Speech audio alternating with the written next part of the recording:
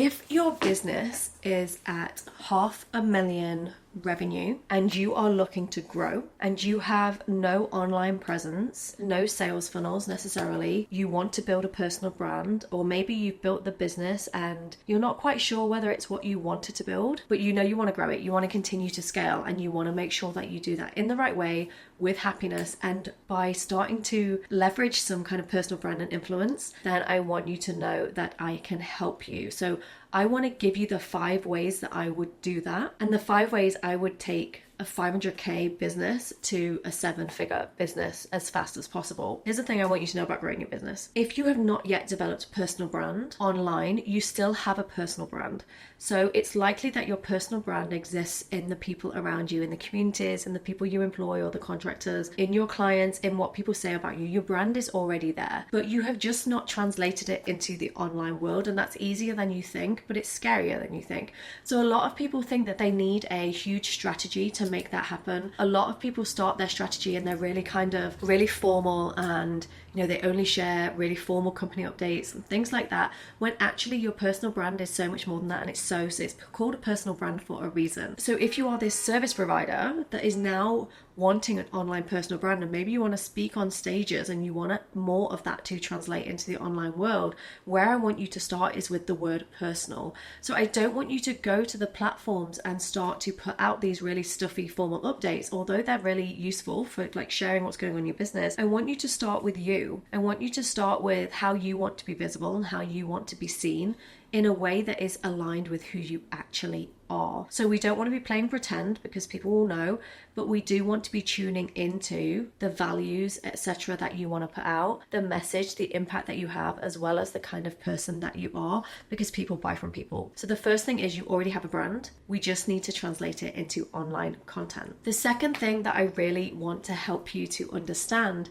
is when you build a sales funnel, it will work for you. So you can double your revenue just by building a sales funnel, by adding traffic. And yes, it's going to take you some time to run the traffic unless you're using ads. Yes, it's going to take you some time to build organically, but a sales funnel and lead magnets and email sequencers and adding all of these things into your business can literally double your revenue. If you have an ads budget, they're going to do even better, quicker, because you are literally paying to get in front of people. So you have a couple of options. You can go straight to ads to start to get people. If you want to start building your brand organically, which I always recommend everyone does anyway, then yes, you've got this little bit of a strategy to put in place, but as soon as you start getting traffic, you can push them into a sales funnel which works for you and doesn't add more work to your business. And that's how it can help to grow your revenue really, really quick. And I think we need an angle change because I'm a little bit uncomfortable. So let's move over here. Okay, third thing I want you to know about scaling a 500k revenue business. You can lean into automation or team.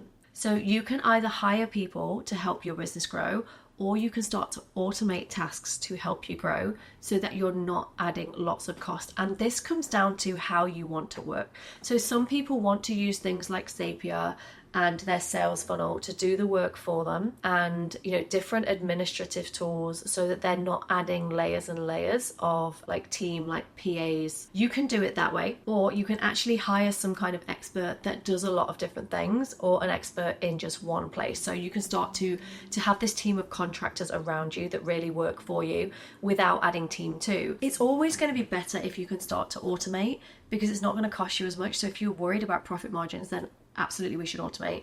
However, when you add team, it does add personality and it does add this personal touch and more cheerleaders. So it really depends on how you want to work, and you can utilize both. So I'm utilizing both in my business and it's working really well. Some things are automated, some things are people working for me in the background. Having an open mind about both and starting to understand AI and starting to understand the tools available to you will be really, really beneficial. What else do I want you to know about growing a business? So scaling a £500,000 business is about simplicity. Lots of people think they need a really sophisticated personal brand and a really sophisticated brand generally, really sophisticated funnels, really sophisticated courses, all of these things. They feel like they have to have this massive up level to scale, when actually the opposite is true. We need to find the quickest way to add revenue. We need to find the most beneficial way, the most efficient way to add revenue to your business based on what's already been working or based on what's already working in your industry. But it often is about simplicity. So one of the people that I was speaking to wanted to remove one-to-ones from their business. And I was like, okay, this is how you do it. Just take them out and shift it in this way. Offer them this, make sure that this is in place, and then you can remove yourself, remove your time, remove your effort without damaging the customer experience. And it also creates exclusivity for that other product, because if you want to get near to me, you have to join this instead, which is a higher cost. So if you have a £500,000 business, you already have this brand and exclusivity that you need to drive. So I would seriously recommend that you start to make things more simple for yourself and lead with simplicity. Because if you can ask yourself the hard questions and come up with the easiest answer and the quickest route to added revenue, that's going to be what's most beneficial. You do not need to start putting bells and whistles on everything, creating this massive product suite. People often think, okay, I need to have 7 products to make the money. No, you need to solve your customer's pain point as quickly as possible and as efficiently as possible, and create a funnel. And yes, you might have a product suite, of course, and take people through a journey, but you don't necessarily need to be adding lots of things and adding lots of team and adding lots of product just to make your business kind of more successful. So you can get to 7 figures if you just simplify and you take the quickest route and you stop the overwhelm. So the other thing I really want you to know is overwhelm will kill your business. If you feel like you have no time and you have no energy and you don't have the space to grow your business, it's likely that you need to make a shift in the automation. You need space, you need clarity, and you need well-being in order to scale your business. And what I've experienced with a lot of people that I meet at the 500k mark is they're still pretty confused about what they want. They're still pretty confused about how to make more of their time. They're still confused about life and the overwhelm and the strategy and whether they actually want to be building this at all. They often don't have enough time and enough energy to actually enjoy the thing that they've built, which is a real shame. When I meet these people, I end up doing a mixture of coaching and funnel building and personal brand and giving them permission to do things differently. And that's the thing that then unlocks kind of their success. One of the biggest tips I can give you is don't underestimate the life part of scaling a business, the business that you want to grow, the person that you want to be, the impact that you want to have. Because if what you're delivering right now doesn't feel in alignment, and if the product doesn't feel in alignment and you don't want to scale it, or maybe you want to charge more, or maybe you want to add a different service, or maybe you want to close down a product, maybe you want to work less, maybe you want to spend more time with your family, maybe you want to work different hours, whatever it is, whatever is not working for you, that's going to cause resistance, and it's actually going to stop you from scaling because you're not going to enjoy the journey.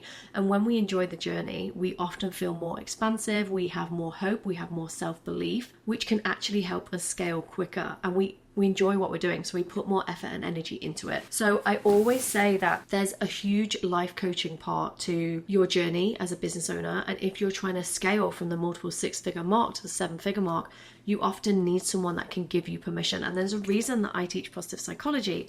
And the reason is that it's so powerful. It's powerful for getting you into like a positive mindset. It's powerful for getting you into your purpose, for helping you understand your relationships, to have better relationships, to look after yourself, to actually map your goals out and how to get there, rather than just kind of like letting the overwhelm beat you and just going about your day-to-day operations all the time. It's really fucking powerful for you to actually tune into what you want so that your business can have the energy that it needs to grow. And you might be blocking yourself from that. So yes, of course, we need to look at whether we want to automate or whether we want a team, or whether we have the right products in place, or whether we have the right sales funnel, or all of those things are really, really crucial. However, you are the driving force as the CEO of this business. You are the person that's going to build this and build the team, and you're the person that's going to have to live this out and deal with the success of it or not. So it's so important that you tune into who you are. Now, if you are not sure how to scale your business, I really recommend you book a call with me. There's a link in the comments. I can help you understand my 6 steps to scaling, and also just figure out what you want to understand what direction you need to go in.